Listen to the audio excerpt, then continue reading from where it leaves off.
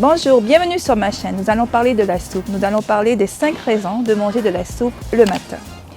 Alors la soupe, c'est un plat indémodable qui se prête à toutes les envies et qui, à travers les époques, avec différentes recettes. La soupe a ses origines. L'origine du mot soupe apparaîtra au XIIIe siècle et elle s'accompagne de tranches de pain trempées dans un liquide chaud, donc comme le bouillon, les sauces, les jus de viande ou de lait. La soupe dans l'alimentation actuelle. La soupe devient un plat nourrissant et fortifiant avec un apport en vitamines et des sels minéraux. Elle se déguste chaude ou froide en fonction des saisons et est servie au début des repas. Bien sûr, manger de la soupe le matin n'est pas très commun dans certains pays, comme les pays du Nord, comme le Canada, les États-Unis, la France. En France, nous avons l'habitude de manger des baguettes, des œufs, un bon jus frais et des céréales. Mais dans certains pays, comme les pays asiatiques, nous allons parler de la fameuse soupe miso au Japon. Nous allons parler aussi de la soupe au Vietnam qui s'appelle le pho, qui sont des nouilles de riz avec du bœuf émincé, du poulet et des germes de soja, de la coriandre et des oignons.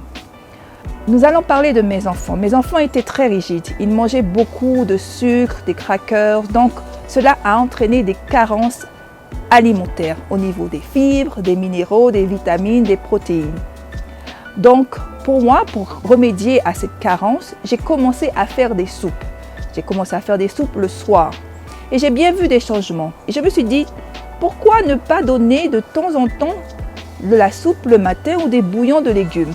Je peux vous dire que cela a encore produit des changements. Je vais vous donner les 5 raisons d'introduire la soupe au petit déjeuner. La première raison, la soupe nourrit. La soupe peut être un repas à elle seule. Et oui, elle apporte rapidement des vitamines, des minéraux, des protéines et des fibres et surtout des antioxydants. Pourquoi je vous dis cela? Après une nuit de sommeil, votre corps a besoin de se réveiller en douceur. Il faut que vous pensiez que vous faites, et vos enfants aussi font un jeûne de 10 à 12 heures, en dehors et en jeûne en même temps. Pendant ce temps, le corps fait son travail de stockage d'informations et d'épuration. Vous vous réveillez, une des choses à faire est de vous hydrater. Un peu d'eau et un peu de soupe. Deuxième raison. La soupe permet une bonne digestion. C'est une source de fibres et les sources de fibres sont très bonnes pour les bactéries. Elles en raffolent. Dès le matin, vous nourrissez vos bactéries dans votre intestin. Vous les nourrissez et elles feront correctement leur travail qui consiste à une bonne distribution des vitamines, donc de l'énergie dans nos cellules et un meilleur système immunitaire et une diminution de l'anxiété et de l'hyperactivité. Troisièmement, la soupe est économique et pratique. La soupe est le meilleur moyen de réduire le budget nourriture. Vous avez bien vu qu'il y a une inflation très importante qui se produit actuellement. Le prix de la nourriture ne cesse d'augmenter. Le panier à ménage est de moins en moins rempli et plus cher. La préparation requiert 2 éléments de base. Des légumes, dont certains sont à bas prix et selon les saisons aussi, sont des fois les carottes, des oignons, de l'ail ou des potirons, et aussi un bouillon ou de l'eau. Pour une recette plus consistante, on peut même ajouter des protéines, comme des lentilles et des haricots germés, ou du poulet, de la viande, ou des fruits de mer, qui sont un peu plus chers bien sûr. De plus, le reste des plats de type pot-au-feu peuvent être intégrés dans la préparation d'une soupe et on évite le gaspillage. Rien ne se perd, tout se recycle. Donc c'est très bon économiquement, que demander de plus? Pratique, car vous pouvez cuisiner la soupe en grande quantité et peut se conserver dans le congélateur ou rester 3 ou 4 jours au réfrigérateur. 4. Elle est bonne pour la santé. Oui, nous savons bien qu'un bon bouillon de légumes avec du poulet a des effets anti-inflammatoires. La soupe est versatile.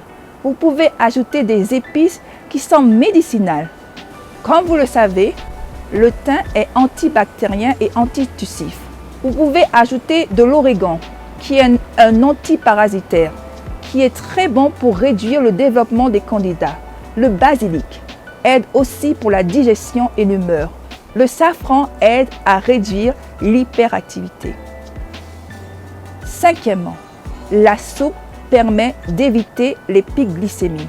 Vous avez peut-être remarqué que lorsque vos enfants mangent très sucré le matin, quelques heures après, ils sont agités, ils sont fatigués, ils sont moins concentrés et parfois font preuve de violence. Et si cela continue, cela peut aussi développer du diabète. Cela s'explique par le pic glycémique. Nous allons parler du pic glycémique.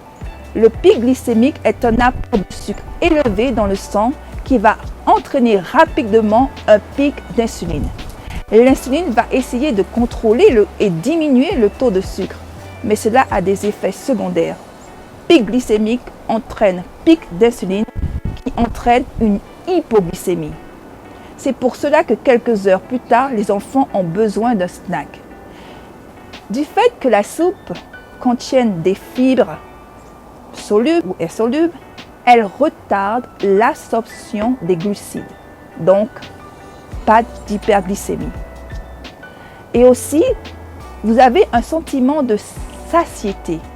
Donc, pas de grignotage.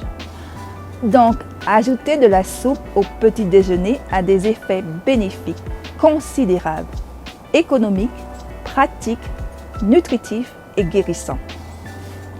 Vous allez peut-être vous demander comment puis-je intégrer la soupe dans l'alimentation de mes enfants.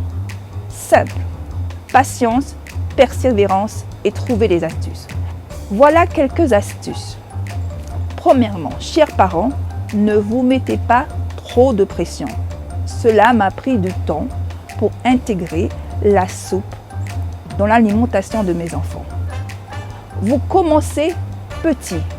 Le cerveau est un ordinateur qui enregistre et analyse les images. Quand vous regardez une publicité à la télé, par exemple, nous allons parler du chocolat. Vous regardez cette publicité plusieurs fois par jour et vous allez parler du chocolat. Vous allez penser au chocolat. Et après quelques jours, vous allez vous retrouver avec du chocolat dans votre bouche. C'est exactement ce que vous pouvez faire pour vos enfants. Vous préparez de la soupe, vous leur proposez de la soupe. Bien sûr, ils vont vous dire non, ils ne veulent pas. Mais quand vous proposez une petite cuillère, ils ne veulent pas, vous la mangez. Et le lendemain, vous préparez quelque chose qu'ils aiment, quelque chose qu'ils adorent. Et vous leur dites, mais si tu manges cette cuillère à soupe, voilà ta récompense. Ils vont dire, oh, mais si vous les encouragez, ils vont prendre la petite cuillère et après ils vont prendre une deuxième petite cuillère et après un demi-verre. C'est avec beaucoup de patience. Vous connaissez votre fils, vos enfants, donc vous pouvez trouver les astuces. Donc voilà les astuces, c'est de la persévérance. Moi, mon fils Rémi, il était très rigide et maintenant il commence à manger de la soupe et il aime la soupe, il en redemande. Cela m'a pris des mois, mais je n'ai pas abandonné et c'est ce que vous devez faire. Les temps sont difficiles maintenant, la nourriture est très chère, il faut trouver des astuces pour économiser et trouver les moyens aussi de donner de la bonne nourriture aux enfants. Donc, ne vous découragez pas, continuez et intégrez la soupe dans l'alimentation de vos enfants et vous verrez qu'ils iront mieux. À bientôt!